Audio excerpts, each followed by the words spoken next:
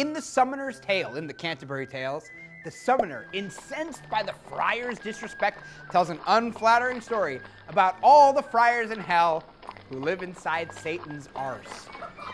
This story serves as a prologue to his longer story. A friar will sing prayers to help release souls from purgatory in exchange for money and food.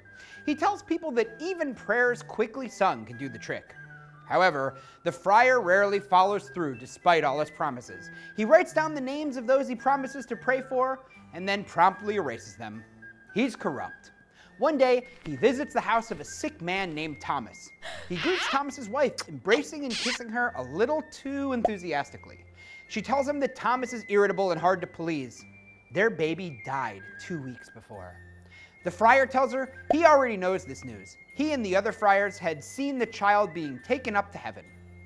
The friars are able to experience these revelations because they regularly fast and pray, and he talks at length about how the friars have been praying for Thomas. Thomas says that the praying has not done much good. He's given a good deal of money to other friars, and he is still unwell, and his child died. The friar replies that he and his friars would do a better job of praying, and that Thomas should give them all the money. He chastises Thomas for being angry with his wife, giving examples of bad things that happen because of the sin of anger. He then asks for another donation. Thomas tells him he does have a donation, but the friar must promise to divide it equally among his ilk. He has it hidden beneath his buttocks.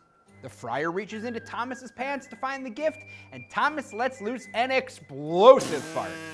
The friar, angry, despite his long sermon about anger, runs off and tells the story of Thomas's rude behavior to a lord and his lady, who are very puzzled about how it would be possible to divide a fart into equal parts, as promised. The Lord Squire comes up with a system to share the fart, which everyone seems to think is great except the friar. The friar in this tale is the very picture of a con man. It was common at the time for people to pay for spiritual services, like pardoning sins, praying for health, and helping their loved ones get into heaven more quickly. This friar is a lying cheat, making outrageous promises, and he fails to perform the prayers that people have paid for.